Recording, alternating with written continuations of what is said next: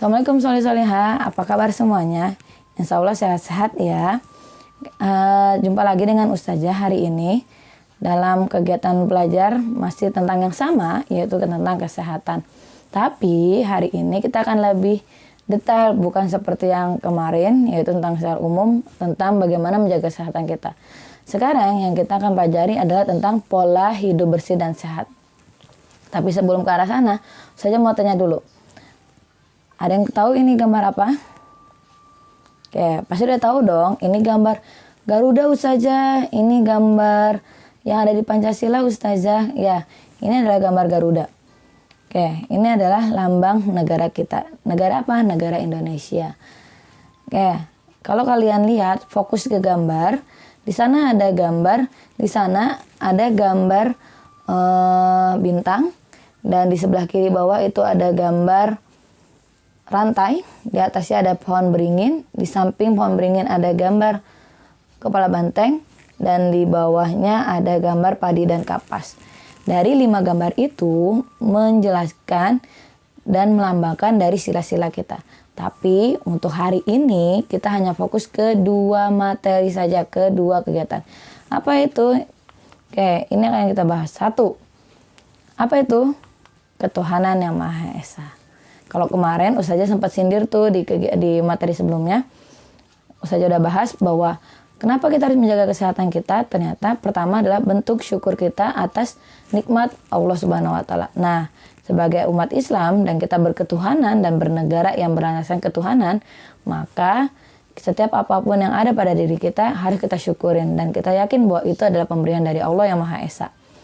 Yang kedua, dan ini lambangnya. Nah, sebelum kita yang kedua, kita tahu lambangnya. Lambang ini menggambarkan lambang bintang. Pada sila pertama, gambar yang disembahkan adalah gambar bintang. Terus, yang ketiga gambar apa? Yang kedua ya. Yang kedua adalah gambar kemanusiaan yang adil dan beradab. Sebagai manusia, kita pengen dong diperlakukan adil. Begitupun kita harus berlaku adil kepada orang. Dan kita harus menjadi manusia yang beradab. Oke, yang ini gambarnya apa sih? Logonya apa? Nah, ini adalah lambangnya. Lambangnya apa? Lambangnya rantai. Kenapa rantai? Karena rantai itu kan kokoh, bersatu. Itu membuat kita harus hidup adil. Nah, lantas bagaimana penerapan Pancasila dalam kehidupan kita? Sebagai yang bernegara dan kita beragama, bahwa kita harus menerapkan nih Pancasila ini, udah yang dibuat oleh para pahlawan kita, maka tugas kita yang sekarang adalah bagaimana mengamalkan ini semua, bagaimana menerapkan Pancasila dalam kehidupan kita. Oke, sebelum itu kita bahas ini dulu. Nah, ini yang akan kita gunakan dalam penerapan Pancasila yang tadi. Kita nggak usah bahas yang terlalu lebar, tapi kita fokus kepada ini, pola hidup bersih dan sehat. Sebelumnya kita akan bahas ini. Apa itu pola hidup bersih dan sehat? Dan kenapa harus itu? Kenapa harus pola hidup bersih dan sehat? Yang pertama yang harus kita tahu adalah hidup bersih dan sehat. Hidup sehat dan bersih adalah, nah ini ada pengertiannya. Hidup sehat adalah upaya seseorang untuk menjaga tubuhnya agar tetap sehat dengan memperhatikan segala bagian dan aspeknya. Kita perhatikan tuh dari bentuk-bentuk semuanya.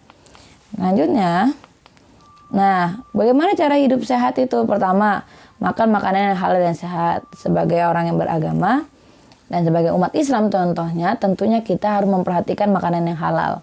Bukan hanya sehat tapi juga halal. Baik halal cara mendapatkannya, terus baik cara pengelolaannya, dan halal dalam zat-zatnya.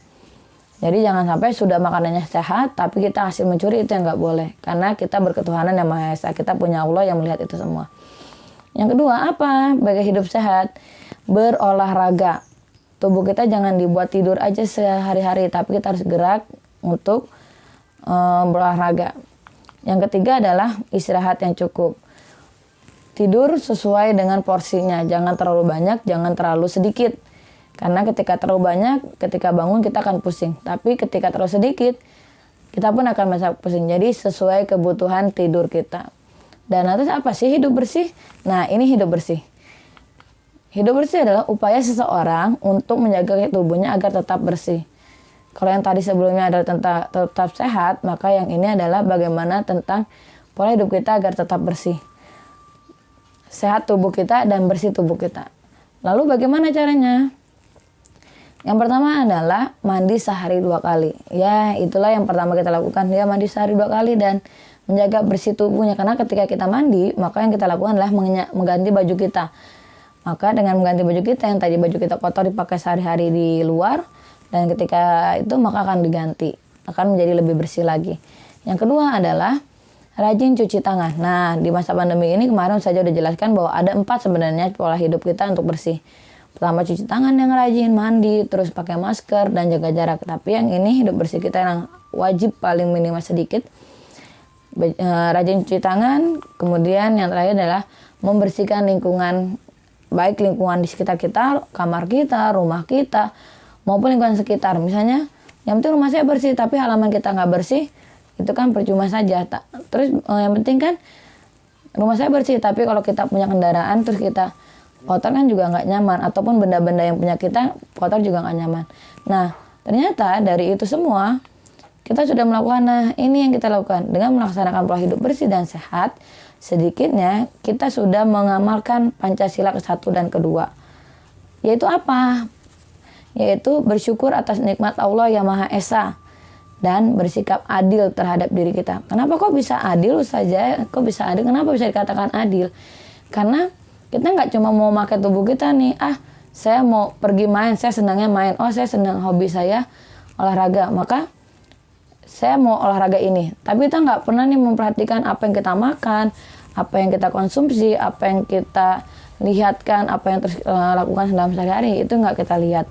Jadi lakukan itu semua sebagai bentuk adil kita. Jadi jangan hanya mau menggunakannya, tapi kita juga mau menjaganya, tapi kita juga mau merawatnya. Jadi itulah membentuk adilnya. Terus kalau sila ke-1 apa saja pengamalan sila ke-1 dari kesehatan kita?